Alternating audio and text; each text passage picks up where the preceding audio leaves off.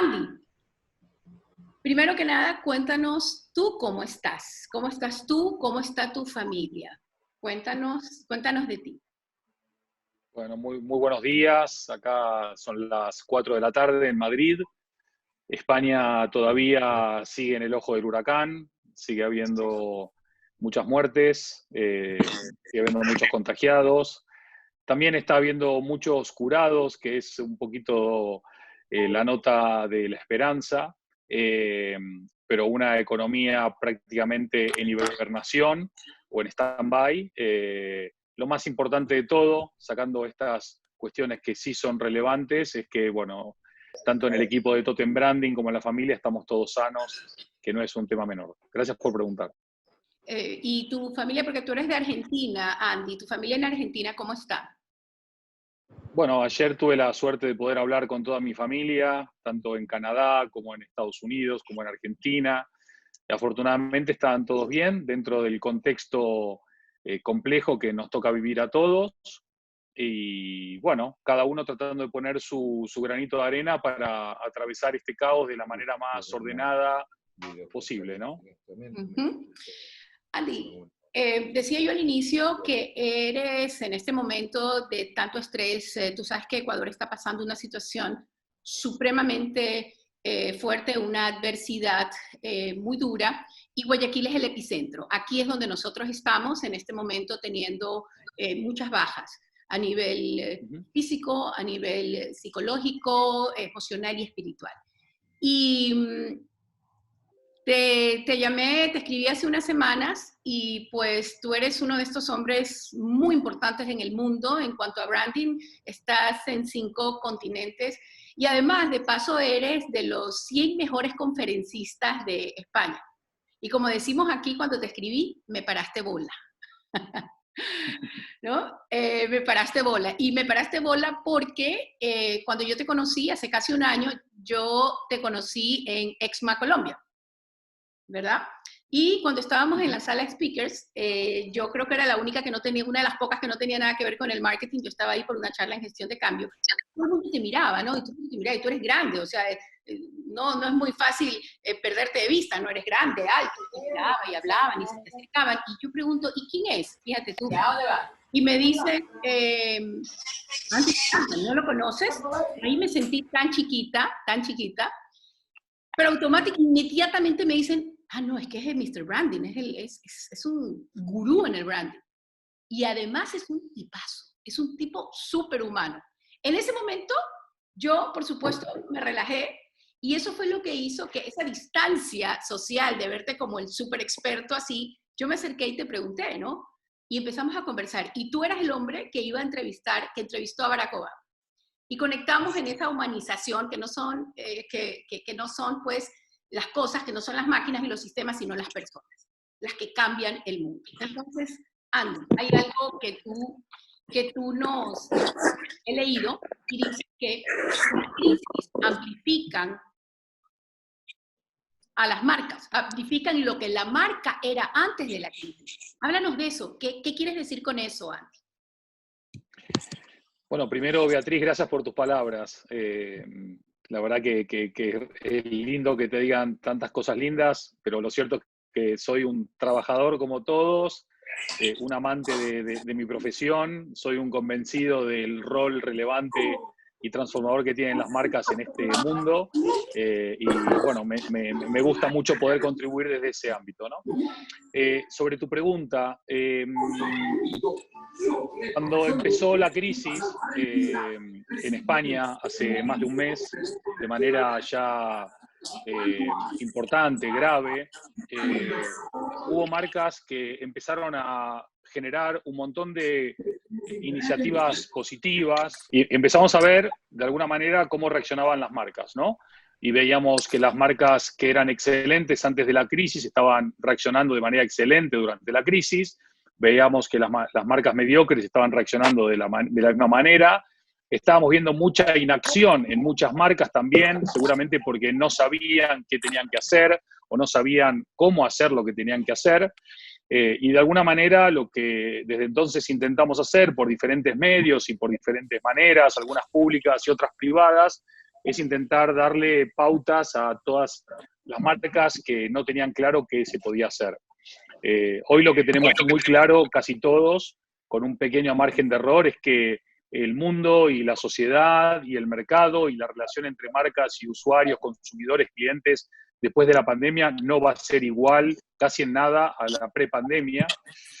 Con lo cual, cuando mucha gente te pregunta, bueno, ¿qué hago el día después? Lo que respondemos es, empieza a trabajar ahora, porque el día después ya va a ser muy tarde, ¿no? Entonces, el día después es hoy, es ahora, es ya, y todo lo que cada uno pueda hacer hoy para contribuir a lo que será el día después. Andy, el impacto social que está trayendo esta pandemia es supremamente grande. Tenemos un impacto físico, emocional, económico, a nivel global y a nivel de cada uno de los países en mayor o menor medida como lo sufran. ¿Cuál es la responsabilidad social que tienen las marcas? ¿Cuánto pueden las marcas ayudar a reparar ese impacto? Según los consumidores, prácticamente el 80% de nosotros, en una encuesta global, en más de 35.000 consumidores, el 80% considera de que el rol de las marcas es fundamental para ayudar a salir de la crisis. Y no solo eso, sino que una gran mayoría de consumidores tienen mucha más confianza en el rol de las marcas que en el rol de los políticos. Tienen más confianza en las marcas que en los políticos. Alguno podrá argumentarme que los políticos también son marcas, y por supuesto que lo son, pero estamos hablando de todo lo que es marca fuera de la política, ¿no? Muy desafortunadamente, con alguna buena excepción, la mayoría de políticos a nivel global, tanto a nivel de países como a nivel de organizaciones transnacionales o multinacionales, no han sabido o no han podido o no han querido estar a la altura del desafío. Y hay muchas marcas que han tomado muchas iniciativas para poder atajar o crear o construir lo que vos decías, ¿no? Que es una nueva dimensión, no solamente sanitaria, de seguridad, económica, sino también social y cultural, ¿no? Con lo cual, la mejor manera de predecir lo que va a pasar mañana es empezar a hacerlo hoy. En vez de predecir el futuro, creémoslo, ¿no? ¿Y cuáles son esas acciones sociales? Desde pequeñas a grandes, porque una marca puede decir, bueno, es que yo no soy una supermarca como para aportar a esta reconstrucción social. ¿Cuáles son estas acciones que tú ves que están ocurriendo y que se pueden sugerir? Bueno, yo creo que primero hay que hacer un matiz, que es que no hay marcas grandes o marcas pequeñas. Hoy hay marcas excelentes y marcas mediocres. Hay marcas con propósito y marcas sin propósito. Hay marcas que apuestan por poner a las personas en el centro y marcas que no. Hay marcas que tienen valores y marcas que no tienen valores. Lo que hay es tamaños de empresa, pero no tamaños de marca, ¿no? Dicho eso, en España hemos visto como, por ejemplo, pequeñas empresas de catering o cafeterías han estado llevando cafés o sándwiches a los sanitarios de diferentes hospitales, obviamente de manera totalmente gratuita y altruística. Hemos visto como compañías, pymes que hacen grabaciones o doblaje o audiolibros han estado dando clases gratuitas, leyendo libros o cuentos para niños. Hemos visto cómo profesionales, por ejemplo, del fitness o del well-being han dado clases bien gratuitamente y de manera abierta para poder hacer más llevadera la cuarentena para personas. Hemos visto cómo gente del mundo del yoga o de la meditación también han dirigido esto. Y también hemos visto cómo grandes corporaciones han podido contribuir, como por ejemplo Inditex o Mango, donando millones de mascarillas o cientos de miles de mascarillas. Hemos visto cómo la Fundación Gates está invirtiendo millones de euros en 7 centros de desarrollo de la vacuna. Esta misma semana, Jack, el CEO y fundador de Twitter, acaba de sacar $1.000 millones de su participación en una de sus compañías para donar, para poder hacer la vacuna o encontrar la vacuna contra el coronavirus. Tiene mucho más que ver con la visión y la actitud de cada marca que con otra cosa. Ayer nomás, una persona cuyo nombre no voy a desvelar, recibió una nota de su empresa de seguros para decirle que como él está en cuarentena y no está usando el coche, que le iban a hacer un 15% de bonificación en su póliza, ¿no? Son gestos que lo que van a hacer es, tú pagarás este año un 15% menos, pero vas a quedarte de por vida con esa empresa que en medio de una crisis se acordó de ti. Lo que muchas empresas no se dan cuenta es que la inversión ahora en el cliente, que está pasándolo mal, como tú bien describías, puede generar lazos mucho más trascendentes de lo que puede ser una coyuntura puntual o circunstancial. Así que lo que hay que hacer es pensar más en las personas, en los clientes, en los usuarios, en los consumidores, y dejar de excelizar todo en un momento donde el Excel voló por los aires, ¿no? Entonces nos queda claro, Andy, no se trata del tamaño de la empresa, sino de poner a la persona en el centro. ¿Y cuál es tu propósito? Entonces, con crisis o sin crisis, trasciendes a partir de ese propósito. Y este golpe le da duro a nuestros primeros clientes, a los clientes internos, y es con ellos con quienes nosotros, nuestros colaboradores, y es con ellos con quienes tenemos que reconstruir esto. Entonces, esa marca de cara adentro, cuando hablaba contigo sobre este espacio, una cultura, eso primero, ¿a qué te refieres, Andy? Bueno, lo que me refiero es que la construcción de cualquier marca comienza de adentro hacia afuera, no de afuera hacia adentro. Siempre estamos pensando o escuchando a muchas empresarios que dicen, bueno, voy a hablarle a este, voy a hablarle al otro, esta es mi audiencia. La principal audiencia que tiene cualquier marca es su cliente interno. Mientras que en el pasado los empleados eran los embajadores de la marca, en el presente los empleados son la marca. Y hoy por hoy, en este contexto, lo primero que hay que hacer es aquellas empresas que tienen la suerte de tener un liderazgo claro, un liderazgo inspirador, un liderazgo valiente, un liderazgo ágil, comunicar muy bien hacia adentro. Es esencial que todos y cada una de las personas que dan vida, sentido y sentimiento a la marca entiendan dónde están parados, entiendan a dónde van a ir, entiendan cómo van a ir, y esto tiene que hacerse de una manera muy transparente, muy honesta, muy auténtica y que inspire y genere toda la confianza. Y si hay que dar malas noticias, hay que evitar el efecto snowball, el efecto bola de nieve. Cuanto más se tarden en dar malas noticias, peor. Y es mejor hoy decir las cosas por su nombre, buscar soluciones, buscar alternativas, que no hacerlo.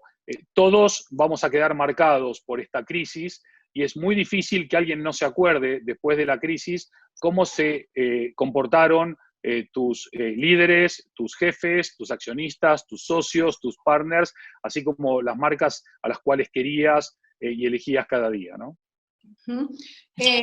Tú venías hablando ya de un cambio de era.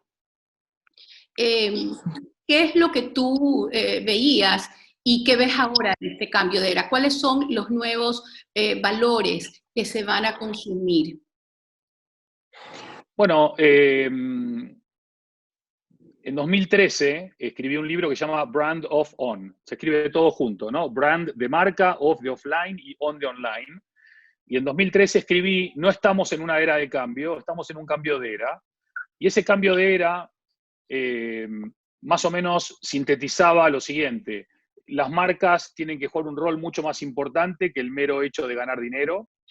Las marcas tienen que ocupar ese espacio disponible de liderazgo y de transformación en la sociedad. Hablaba de que la educación iba a dejar de ser solamente analógica para tener una transformación muy fuerte en el digital. Hablaba de la importancia esencial de transformar a las compañías para dejar de pensar y actuar como empresas del siglo XX y empezar a pensar y actuar como empresas del siglo XXI.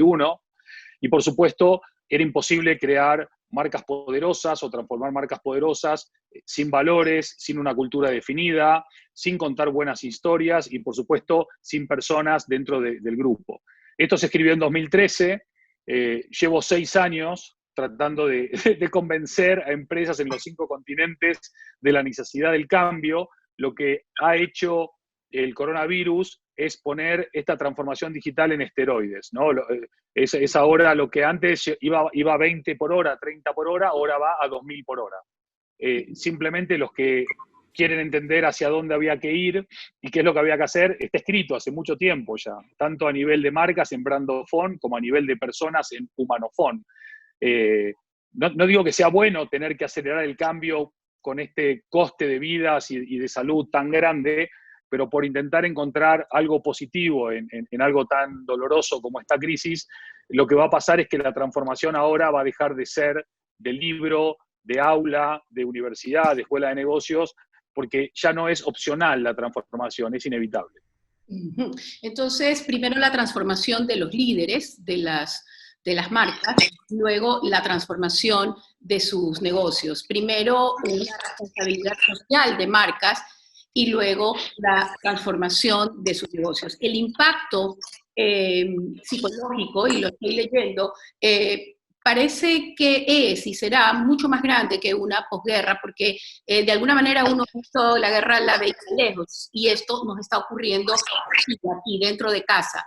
Ese impacto psicológico trae unas emociones que generalmente las emociones duran poco, pero estamos hablando de algo que nos deja un efecto traumático. Entonces, digamos que esas emociones no van a durar poco, lo cual va a impactar en la conducta del ser humano y en los hábitos de consumo del ser humano. ¿Qué es lo que tiene que ver para poder seguir trabajando, reinventándose? ¿Cuáles son esos nuevos hábitos? ¿Cómo podemos reparar esas nuevas necesidades de consumo para poder reconstruir esa confianza en los seres humanos? Muy buena reflexión y muy buena pregunta, Beatriz. Primero, obviamente no todo el mundo reacciona igual, con lo cual no hay una respuesta única que pueda ser transversal a la humanidad. Nosotros ahora mismo, por ejemplo, en nuestra oficina de Suecia, Suecia es un país que no tiene cuarentena, que no ha decidido tomar ninguna medida de cambio de lo que es la vieja normalidad, y ellos tendrán una reacción post-crisis muy diferente a la que puede ser a la de Italia o la de España o la de Ecuador, ¿no? Yo no creo que las emociones duren poco, depende qué tipo de emoción. Hay emociones que duran poco, por ejemplo, que te pongan un like en Instagram o en Facebook, esa es una emoción que dura poco. No sé, que tu hijo se gradúe en la universidad es una emoción, como el nacimiento de un hijo, que dura toda la vida, como el amor por tu pareja o por tus abuelos, no sé. Depende el tipo de emoción. Algunas cosas son más duraderas que otras. Por eso también yo vengo incidiendo mucho, hace ya muchos años, de que una de las grandes transiciones que tienen que emprender las marcas es la transición del like al love, del me gusta al me ama, ¿no? Al me quiere. Porque el like fue, es y seguirá siendo algo efímero. Es como lo que vos describías, es algo que no dura nada. Sin embargo, la construcción de una relación de amor, cualquiera de los que nos esté mirando o escuchando y que nos esté acompañando, sabe que el amor a primera vista es para las películas. El amor de verdad tarda un tiempo en construirse, está basado evidentemente en temas físicos y químicos, pero sobre todo en confianza, en honestidad, en autenticidad, en reciprocidad, en generosidad. Entonces, eso no se construye de la noche a la mañana. Y hoy por hoy, aquellas marcas que quieran construir lazos duraderos y poderosos con sus potenciales clientes o sus actuales clientes, tienen que invertir mucho más en el amor que en el like, porque el like seguirá siendo efímero. Y el amor se construye a partir no del big data, sino a partir de los small details, ¿no? De los pequeños detalles. Indudablemente, los seres humanos, algunos saldrán más tristes, saldrán más doloridos, muchos saldrán con pérdidas, y esos son dolores que están para toda la vida, pero también hay muchas personas que están viendo la parte positiva de esta tragedia, que es hay una conciencia nueva sobre el tipo de consumismo que queremos tener, hay una conciencia nueva sobre el tipo de relación que queremos tener con la naturaleza y con la sostenibilidad, hay una nueva conciencia sobre el tipo de sociedad que queremos ser, hay un nuevo tipo de conciencia que transforma la competencia pura y dura por la co-creación, la colaboración y la cooperación. Hay una nueva conciencia de que no solamente sirve el profit, el beneficio, sino que también es casi igual de importante o más el purpose, el propósito. Con lo cual, evidentemente, las crisis siempre dejan cosas positivas y negativas, dejan ganadores y perdedores, pero indudablemente para el mundo de las marcas, la oportunidad de poder crear, transformar e impactar en el futuro es increíble. Andy, y tú decías que en todo esto hay una línea muy fina entre oportunidad y oportunismo, ¿verdad? Y Carla va a depender de esos, y tú hablas de un valor muy importante, de la coherencia entre qué y qué. ¿Cuándo puede ese líder cruzar? Y digo líder, o quién más dentro de la organización. Tú trabajas de cara a un equipo de marketing, de cara a un propósito, de cara a un equipo, a unos objetivos financieros. ¿En qué momento se cruza esa línea de oportunidad a oportunismo? Buenísima la pregunta también. Para mí la coherencia está totalmente asociada con lo que las empresas o las marcas piensan, sienten, dicen y hacen. Si no hay una coherencia en esas 4 fases, esa marca no puede ser confiable. Hoy por hoy lo que estamos viendo, te pongo un ejemplo de primera mano. Nosotros en Totem Branding, que es la empresa de la cual formo parte, nosotros venimos promoviendo una humanización del mundo de las marcas desde que nacimos, está en la raíz de nuestro propósito. Y para nosotros el abrazo es la gran metáfora del branding. Abrazar al cliente es decirle, sé que estás acá, me preocupo por ti, te quiero, te agradezco tu tiempo, tu atención, y mi abrazo es mi manifestación de afecto y nuestra unión. Nosotros empezamos una campaña, dado que no podemos abrazar a nuestros seres queridos, ya sea porque están lejos o porque no podemos romper la distancia social, que se representa con esta imagen, ¿no? Nosotros estamos diciéndole a la gente que el que quiere decirle a alguien que lo quiere, esté cerca o lejos, que abrace así, mientras dure la pandemia, luego volveremos a abrazar. Eso no es oportunista, eso hay una oportunidad de poder ayudar a la gente a abrazarse que no sabe cómo, y nosotros que creemos en ello, damos un paso al frente y lo proponemos. ¿Qué gana Totem Branding a nivel de dinero, de clientes o de cosas? 0, no lo hacemos por eso, lo hacemos para contribuir. Muy bien. ¿Qué significa ser una marca oportunista? Pues ser una marca que nunca hizo nada, que nunca se interesó por sus clientes, que nunca se interesó por sus empleados, y ahora saca un videíto lacrimógeno, con musiquita de piano y abuelitos muriendo, para intentar generar awareness o generar word of mouth o generar viralidad en las redes. Eso es un asco. Y hoy por hoy, lo bueno, a pesar de las fake news y de la gran manipulación que hay en redes, la mayoría de personas se da cuenta de quién es oportuno y quién es oportunista. Las marcas tienen miedo, los líderes tienen miedo. El primer momento de reacción, ¿verdad? Tú dices, bueno, ¿y cuánta plata tengo? ¿Cuánto más puedo seguir con esto? Y es una reacción natural de supervivencia, como cuando salimos a comprar comida y con eso queremos asegurar que, y es lo mismo, ¿no? Son las reacciones financieras, pero ¿después qué? ¿Qué método, qué proceso puede tener una organización para empezar ya a pensar en cómo reconstruyo, cuál es el nuevo producto, ese que tiene que generar lo que tú dices, coherencia, autenticidad, compromiso, confianza? ¿Cuál es el que ahora este nuevo mundo va a consumir? ¿Cuáles son esas necesidades emocionales, físicas, que necesito yo cubrir? ¿Cuál sería el proceso para empezar a reinventarse?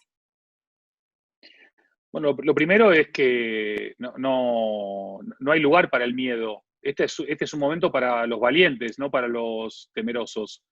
Desafortunadamente no hay margen de maniobra para los que tienen miedo ahora mismo. Ahora es la necesidad de dar un paso adelante, controlar, dominar o matar ese miedo y tener una mentalidad valiente. Cuando digo valiente en el sentido de incluso animarte a reformular completamente tu negocio, a reformular tu estrategia, a reformular tu visión de futuro. Hoy por hoy estamos buscando compañías que no solamente necesitan líderes valientes y equipos valientes, sino que aparte necesitamos equipos y líderes ágiles. No se puede estar pensando en 3 o 4 años vista solamente, olvidando el presente. Hay que trabajar en la construcción de soluciones para salvar a la compañía o consolidar a la compañía en el hoy, pero también para construir y desarrollar la marca en el mediano y largo plazo.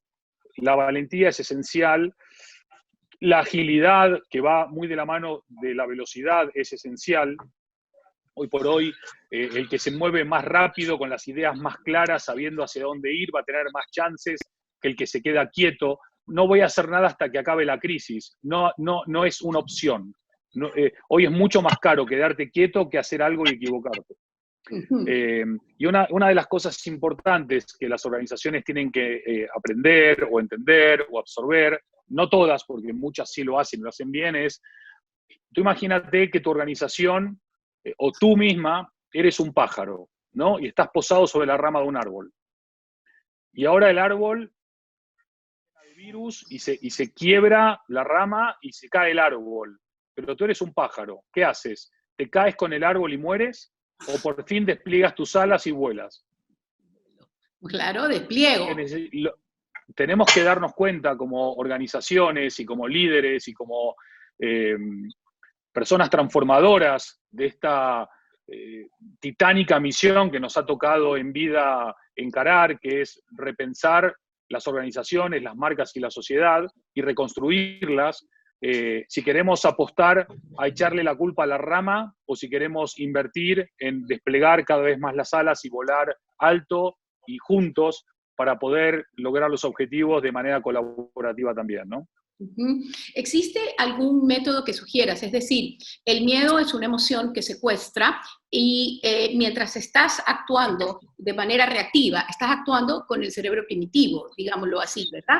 Entonces, necesitas lo que tú dices, sentarte, pensar en el hoy, en el mañana, con una actitud valiente. Esa serenidad, ¿tú recomiendas hacerla específicamente con algún equipo interno? ¿Cómo sugieres estructurarse para pensar a pensar justamente en ese futuro?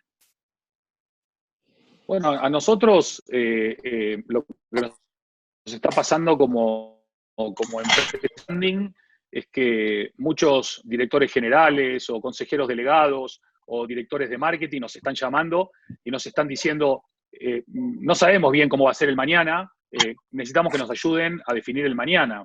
Necesitamos que nos ayuden a reestructurar nuestra forma de hacer las cosas, que nos ayuden a pensar si lo que veníamos haciendo es lo que vamos a seguir haciendo, que nos ayuden de alguna manera a poner en crisis la estructura con la que veníamos operando para ver si es la estructura que el futuro nos va a demandar. De nuevo caemos en el punto en que no todo el mundo reacciona de la misma manera. Yo soy mucho más de que reflexionar sin acción es casi no reflexionar, porque la reflexión sin acción te deja en una especie de círculo de vía muerta. Hoy lo que hay que hacer es, evidentemente, analizar, debatir, reflexionar y después accionar. La distancia entre lo que tu marca es hoy y lo que quiere ser mañana, esa distancia es lo que hace, no lo que dice, no lo que reflexiona, no lo que piensa, es lo que hace. Lo único transformador en el mundo de las marcas y en el mundo en general es la acción. Por eso sigue valiendo tanto más un gramo de hacer que un kilo de decir, y por eso es tan importante hoy por hoy animarse a explorar nuevas fórmulas, hay que animarse a generar nuevas preguntas, hay que animarse a buscar nuevas respuestas, y esto quizás es un ejercicio que cambia también la forma en que se canalizaban internamente en las organizaciones la transformación, la creatividad o la innovación. Hoy es un trabajo del equipo, no de un director o de una persona concretamente, ¿no? Pero con un liderazgo claro y definido que potencie y que marque el camino. Un liderazgo de equipo. Entonces, a pesar de las circunstancias y de lo duro que estamos viviendo y el impacto incluso personal, hay que sostener un equipo mientras la crisis ocurre. Es decir, la capacidad de poder manejar esas emociones y para poder construir, para seguir construyendo. No nos podemos detener y tenemos que poner al hombre en el centro, al ser humano en el centro de esta construcción o reinvención. A ver, ¿en qué íbamos, Andy? Ya, ok. Esas marcas que sí, que su servicio, su producto era juntar gente, cualquiera que sea, ¿ok? Entretenimiento, lugares abiertos, etcétera. Ese miedo, ¿cómo? ¿Cómo se reconstruyen? ¿En qué tienen que pensar? Ayer hablaba con un amigo mío que es director de una orquesta filarmónica y básicamente su trabajo es dar conciertos en el mundo de la ópera, en grandes teatros preparados para tal acción. La mayoría de las audiencias que asisten a ver ópera son grupos de riesgo para el coronavirus, son gente mayor, adulta, y él estaba bastante preocupado, como era de esperar, ¿no? Entonces yo le hice esta reflexión, que es así. Le digo, bueno, vos imaginate que en el Teatro Real de Madrid entran, me lo invento, 500 personas. No tengo ni idea cuál es el aforo, ¿no? Digo 500. Ahora que vamos a tener distancia social, la primera ópera en que se pueda ir al teatro, solamente van a dejar que entren 250, ¿sí? Porque habrá que dejar espacio entre los asistentes.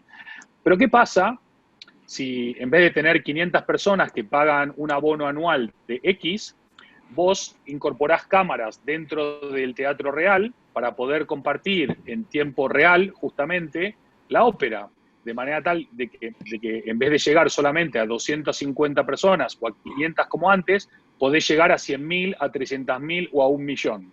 Obviamente no se va a pagar lo mismo, porque no es lo mismo estar en vivo que en pasivo, que en remoto, digo, pero vas a tener una audiencia que es infinitamente mayor, vas a poder llegar a un montón de gente que hasta ahora quizás nunca vio ópera o desconocía la ópera, vas a poder ampliar tu scope de audiencia con gente joven que de pronto puede estar mucho más interesada en algo que no conocía, y eventualmente hasta puedes tener un mejor negocio.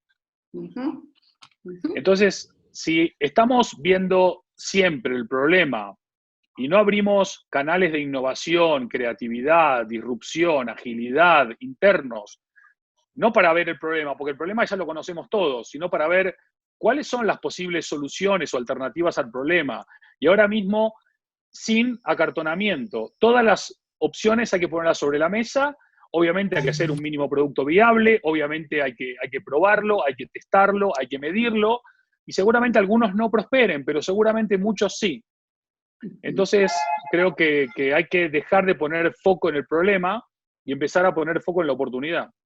¿Y qué nos puedes decir para esos centros, esas organizaciones y esos centros de salud que hoy tienen todo este equipo volcado a dar ese servicio de salud y tratar de salvar vidas? Y luego van a quedar impactados, pues, además en esa confianza en su profesión, ¿no? Porque están viendo pues que no hubo la impotencia de no tener ni siquiera suficientes implementos y mientras tanto corriendo ellos también riesgo. ¿Qué nos estás diciendo en esa transformación? ¿Cómo los centros de salud pueden recuperar la confianza de esas personas tan importantes que son las personas de la salud? Ayer veía en el noticiero acá en España, no sé si era una enfermera o una doctora en un hospital en Ecuador, diciendo, llevo 32 años dándole mi vida a este hospital y ahora no me dan ni una mascarilla. Un grito desesperado que era desgarrador. Yo creo que cualquiera que tenga algún pariente o algún conocido o amigo que sea médico, doctor, doctora, personal sanitario, enfermero, enfermera, saben que hay una parte vocacional que trasciende lo racional, es un amor y es un compromiso con su tarea que es admirable, es un sacrificio que es increíble, y lo estamos viendo en España, en Argentina, lo estamos viendo en Estados Unidos, lo estamos viendo en Ecuador, es alucinante. Lo triste va a ser si pasando toda esta crisis, para ellos vuelve todo a ser lo mismo. Si después de esta crisis siguen sin recursos, si después de esta crisis siguen tan mal pagados la mayoría, si después de esta crisis volvemos a poner en el pedestal de los dioses a los futbolistas y bajamos a las enfermeras, enfermeros y doctores. Yo creo que eso va a depender mucho del rol de la sociedad, ¿no? Y de cómo la sociedad, pasada la crisis, pueda transformar los aplausos que hoy deben ser una caricia para el alma de todo el personal sanitario en una demanda a los gobiernos para que no dejen en banda y no dejen tirado al personal sanitario que literalmente están dando la vida por salvarnos la vida. Claro, entonces esa responsabilidad de rescatar, de reconstruir las vidas de estas personas y todos aquellos impactados en cada una de las organizaciones, definitivamente va a depender del corazón de cada marca, del corazón de cada líder. Entonces, o cambiamos ahora, o este impacto del coronavirus nos cambia y nos genera una conciencia social mayor, donde la gente ha perdido, en un momento en el que se ha perdido la confianza en los grandes líderes. Hemos visto a los grandes líderes, los vemos de las potencias, absolutamente conflictuados en cuanto a la solución. La ciencia, que estaba tan avanzada, está dando respuestas en este momento improvisadas. La tecnología nos está ayudando a comunicarnos, sin embargo, tampoco tiene la solución.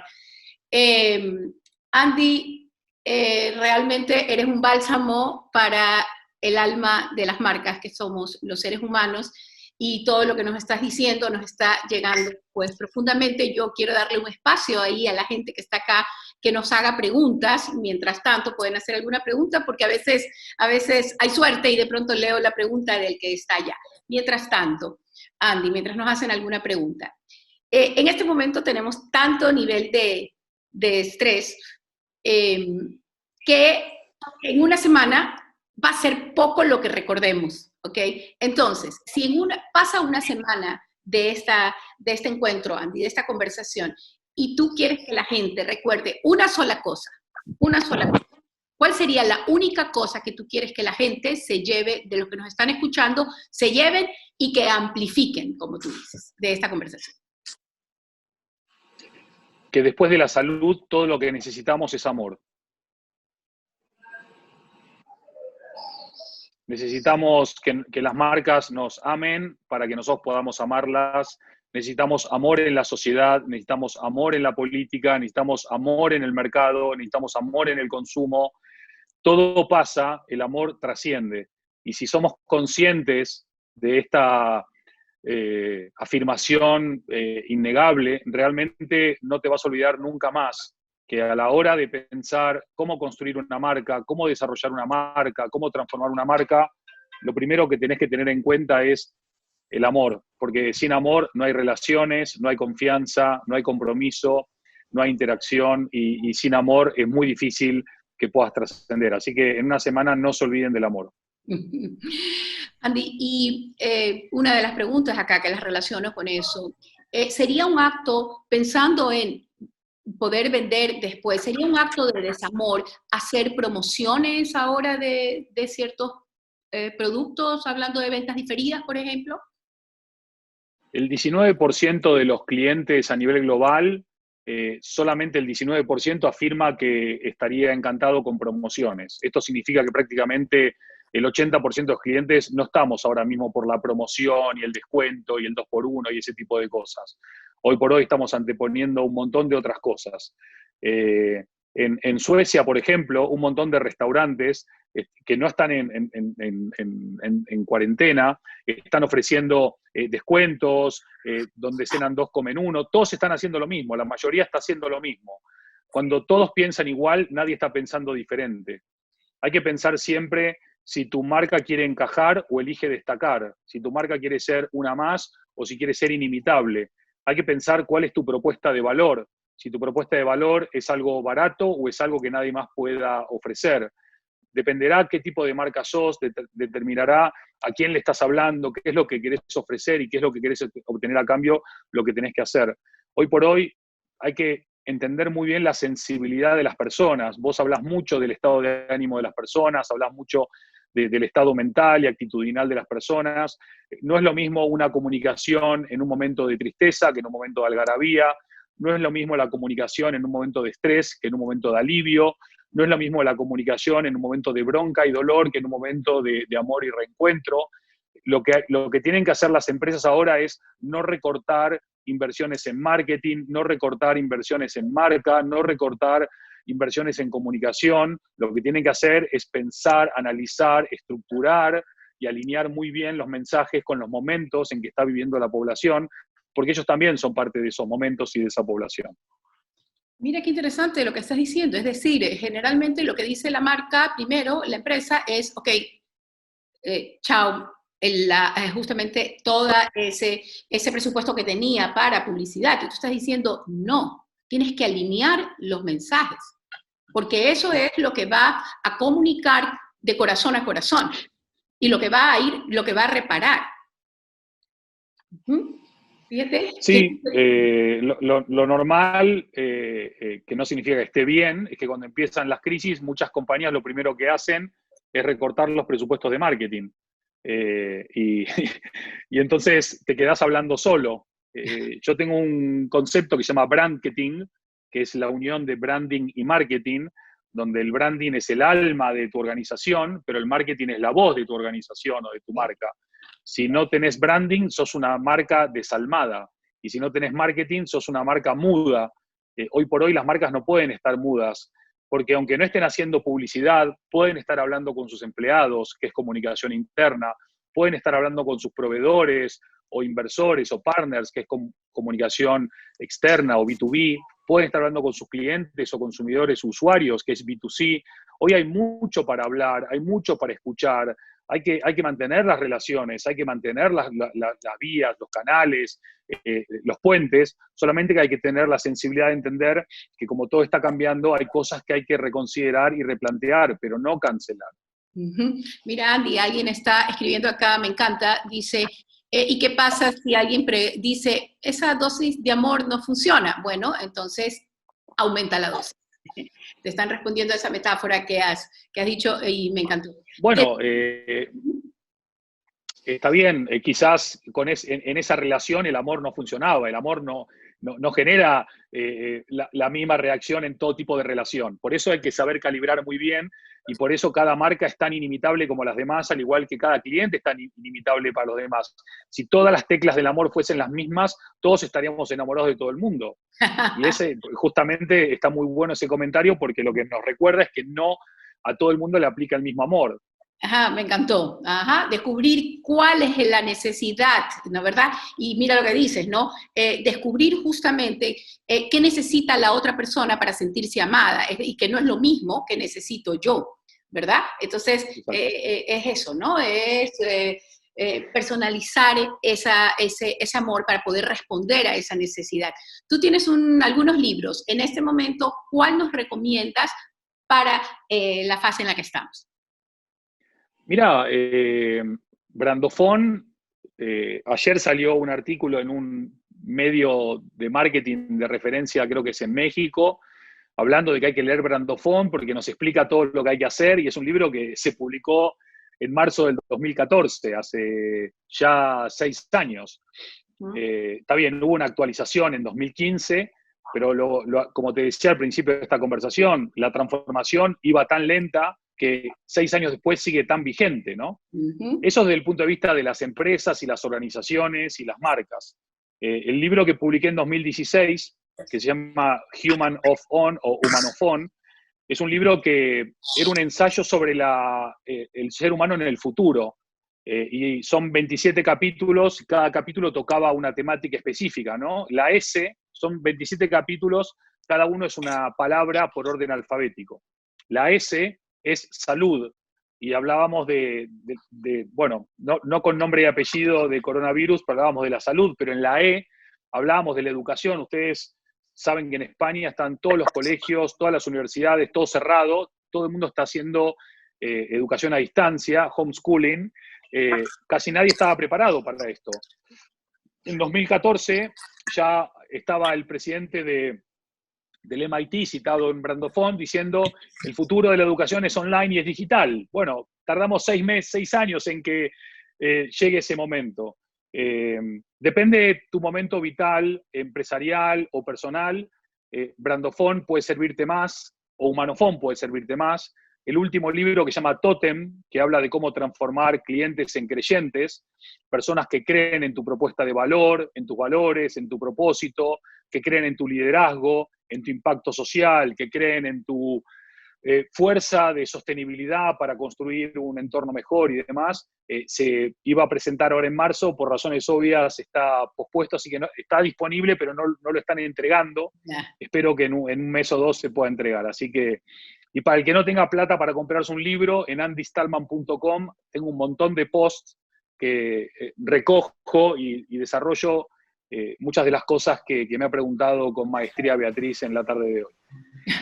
Muchas gracias, Andy. Y tiene un blog espectacular. Quiero saber de ti, Andy. A ver, aquí me meto en la parte familiar. ¿Cómo es tu familia? ¿Por qué tienes esa conexión con el ser humano, con la naturaleza? ¿Qué te hizo tan humano? Háblanos de tu mamá, de tu papá, de tus hermanos. ¿Por qué eres como eres?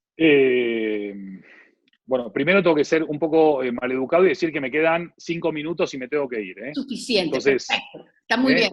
No, el que avisa no traiciona. Perfecto. No, a mí no me gusta mucho hablar de mi vida íntima porque trato siempre de marcar una barrera entre el Andy Stallman público y el Andy Stallman privado. Creo que mucha gente tiende a confundir la marca pública con la marca privada y creo que, bueno, no está ni bien ni mal, cada uno toma una decisión, a mí me gusta resguardar esa parte. Lo que sí te puedo decir a tu pregunta es que en mi familia yo soy una segunda generación de nieto de inmigrantes, 4 abuelos inmigrantes que llegaron a Argentina de 4 países diferentes y me enseñaron el valor del esfuerzo, me enseñaron lo que es el sacrificio, me enseñaron lo que es la fuerza de la diversidad y de lo distinto, me enseñaron a abrazar, me enseñaron a no tener rencor, me enseñaron a reconstruir, me enseñaron sobre el amor, me enseñaron sobre la importancia de seguir aprendiendo, leyendo, educándose, me enseñaron sobre generosidad, sobre entrega, y sobre todo con su ejemplo, su enorme ejemplo que después obviamente pasó a mis padres y ojalá que llegue algo a mí y a mis hijos y luego a mis nietos.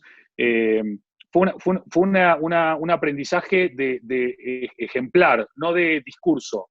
Ellos no me decían cómo había que actuar, ellos actuaban como había que actuar. Ellos no me leían una libreta de cómo había que hacer en la vida. Ellos eran en la vida como había que ser en la vida.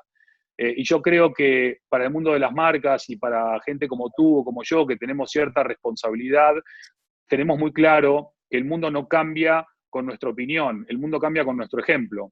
Y si con charlas como estas u otras podemos impactar positivamente en dar esperanza, optimismo, no sé, algo positivo a la gente, yo creo que ese es el tipo de legado y de mensaje que mi familia me ha enseñado. Andy, vamos a cerrar con eso y con este abrazo. Todos ahí hacemos este abrazo virtual. Fuiste el primero en sacarlo, ese abrazo virtual y todo lo que has concluido son esos valores que hoy estamos entregando a la sociedad para repararla y tenemos que sacar el nuevo líder desde nuestras casas más humano. Has hablado de esa diversidad, de ese esfuerzo, de esa capacidad de amar. Y entonces que esta nueva era, que este cambio definitivamente nos haga más humanos. Los que estamos hoy frente a ti en esta conversación vamos a amplificar eso. Eso es nuestra responsabilidad. Te agradecemos desde Guayaquil. Un bálsamo para el alma ha sido. Un beso y nos vemos en algún otro momento. Nada, un beso y un abrazo. Gracias por este espacio. Mucha fuerza a toda la gente de Guayaquil y a toda la gente de Ecuador. Un abrazo inmenso desde Madrid. Ojalá que esto pase pronto, que termine pronto, que impacte de la manera menos dolorosa posible y que ojalá que este espacio de bálsamo que vos bien decías pueda tener un eco en otras personas para que todos atravesemos esta etapa con la mejor compañía posible, como la tuya y como la de todos ustedes. Así que muchas gracias a todos. Gracias, Andy. Hasta la próxima. Adiós, un abrazo grande. Chao. Un abrazo, bye. Gracias, adiós.